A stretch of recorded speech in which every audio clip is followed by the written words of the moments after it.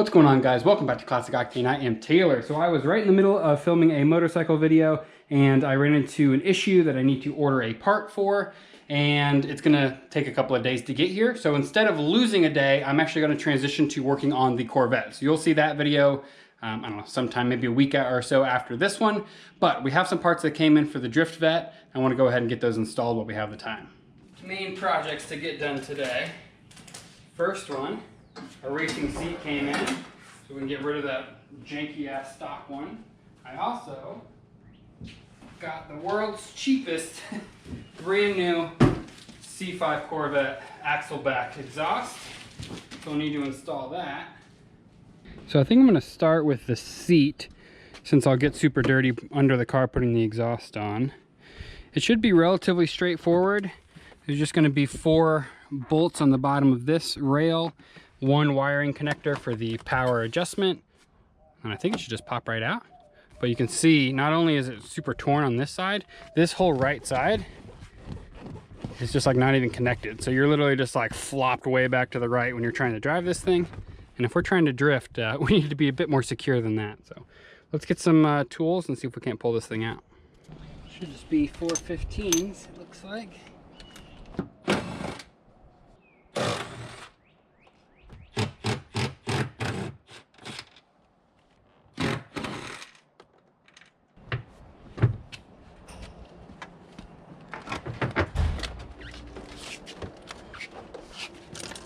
That's it. There are basically, I think, 5 or 6 different positions that this seat can be mounted in. The front holes line up no problem.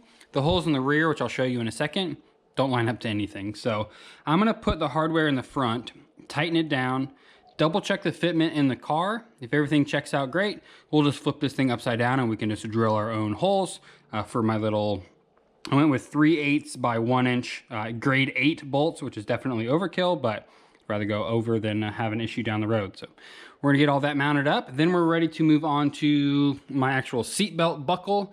We'll wanna transfer that over so I can use the factory seatbelt before we get a harness bar. And then this thing's ready to bolt back in. With the seat base removed, you can see what I'm talking about. We're able to use 2 of the holes in the front, but in the rear, the 2 holes that go through the bracket that mounts to the floor don't line up with anything at all. So we're gonna either go, I'll probably use the very back one and just kind of go right in the center, and that'll put us right in the center of this heavy bracket. Nice distance away from any existing holes. Should be just as strong, if not even a little bit better than what they had before. So I'm gonna punch through 2 holes right there, bolt it up, and then we're ready to bolt this thing into the car. All bolted in exactly where I want it.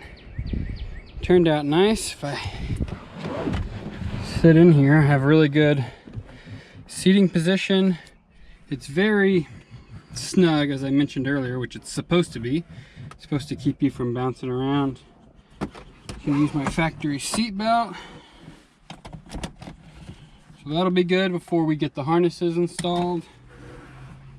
Got clearance to close the door. Not bad at all. Handbrake. I can shift through the gears. I can easily reach the clutch.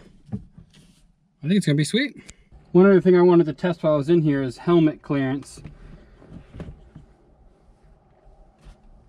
I mean, I started to bump into this a little bit, but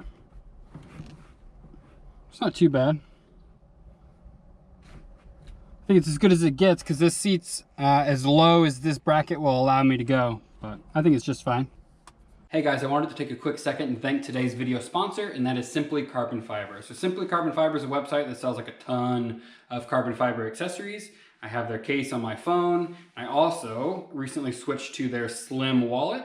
So this is super cool design. I used to have that big bulky leather wallet and I always kept in my back pocket, and it got really annoying. When I went on my trip recently, I wanted to switch to something that I keep in my front pocket. So I went with a slim wallet. I can clip a little bit of money on the back, put 4 to 6 cards in here with my ID, slide it right in my front pocket. It's a lot easier than carrying around a big bulky one. They also have a ton of other accessories like carbon fiber glasses and stuff like that. So if you want to check them out, I'll put some links in the description below, simplycarbonfiber.com/classicoctane. I do also have a promo code as well, CO10, that'll get you 10% off your order. So thank you very much to Simply Carbon Fiber for sponsoring this video. Let's get back to it. So I'm ready to move on to the exhaust now, and I just unboxed it. So like I mentioned at the beginning of the video, this is by far and away the cheapest Corvette exhaust system that's available. I have no idea why it's so cheap. Truth be told, I'm looking at it and like the quality doesn't seem bad. I mean, the welds all seem decent. Like the material's not bad. It's not super kinked. It's mandrel bent. I have absolutely no idea how it's going to sound because I couldn't find any sound clips on this, but the reason I had to replace the exhaust system is my whole right section was completely smashed in the accident and is just destroyed. It might be able to be brought back to life, but the factory Z06 exhaust is titanium, so it's a bit tricky to weld, and it just wasn't worth it for the fact that this entire exhaust system cost like $360 delivered to my house. And I was like, well, even the Borla straight pipes that just goes over the axle and straight back, those are like $750. It's literally half as much. If this sounds terrible, this is just mild steel, galvanized pipe. We can easily cut this muffler off, put it in a straight section, put it in a different style muffler. This gives us a lot more flexibility than the factory titanium setup. But again, to be determined how it sounds. Also, not a big fan of the oval tips. I would have preferred round. That wasn't an option. That's something we could always cut off and change later, but the price was right. So what I'm gonna do now is jack up the back of the car, put it on some race ramps. We'll work on getting the rest of what's remaining from the factory setup out of there. We'll see how this fits.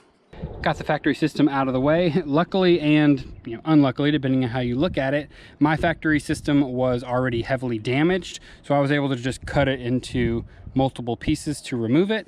If you have a titanium factory exhaust, I highly recommend, if it's not damaged, do not cut it, because they're actually worth a decent amount of money secondhand. I couldn't even find a used set of mufflers for this that were the factory titanium for under like maybe $600. So try not to cut them, but in order to do that, you have to have the back of the car at least 36 inches off the ground in order to get the clearance to let the muffler swing down and the over axle pipe come out. So keep that in mind if you're doing a factory Z06 system. It's very difficult to remove the cat back without cutting it unless you have access to a lift. So we're ready to go back on with these pipes. It's going to be super simple. I'm just going to snake that over and connect it to our existing exhaust H pipe under there. Make sure I put a clamp on here, don't forget that, and then we just have one rubber hanger on each side.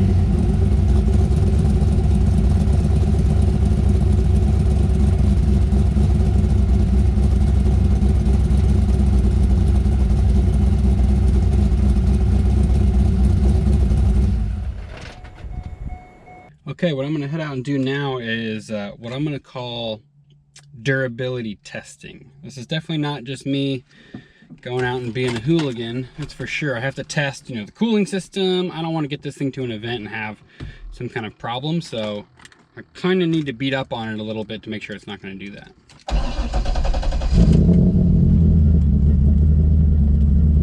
So I'm at the end of this little stretch of road, I mean private testing racetrack grounds safety. I just want to see how easy it is to get these tires to spin, what this thing's like when it starts to break loose a little bit. Until we go to the full-on drift track, I can't really do anything too crazy, but just want to try it out for a little bit.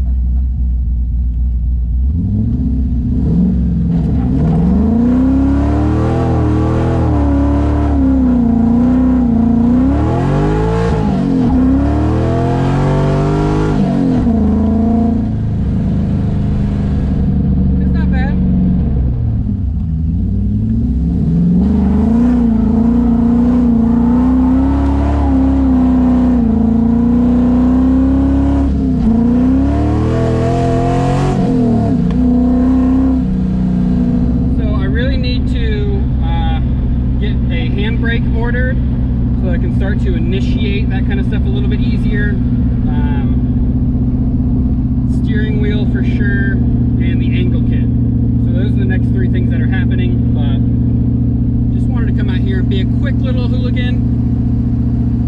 But we'll get crazier when we're actually on the track and we're in a little bit more of a sanctioned thing. I used to be more of a hooligan when I was younger on these aren't public streets.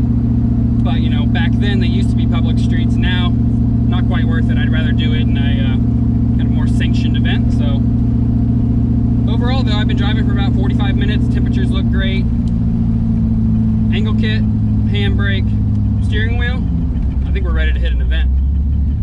We are back from a long and very steamy test drive. I intentionally wanted it to be hot enough to really test the cooling system, make sure this thing's not going to have any issues out on track. It's about 95 degrees here in Texas today. We just were gone for an hour and a half or so, and most of that was, you know, relatively spirited. You guys saw a little bit of the fun. I did have a little extra fun off camera just to really put this thing through its paces. We never saw above about 186 degrees coolant temperature. Oil temperature a bit higher, was about 215. I think I saw maybe 220. I think these LS motors are pretty standard to go into like the mid 200s. Don't quote me on that, but I don't think it's any kind of issue. We'll double check that. We can always look into an oil cooler and that kind of stuff if those temperatures continue to climb. But the car has performed great, so that gives me the confidence to go the next round of parts required. I do already have that angle kit, like I told you guys, so we'll be installing that soon. I need to order a hydraulic handbrake, as well as probably going to go ahead and do a steering wheel as well. A little bit smaller than the stock one, and probably a little bit more dish to get it just right in that perfect position for me. So the next round of parts you guys are going to see are most likely going to be those two.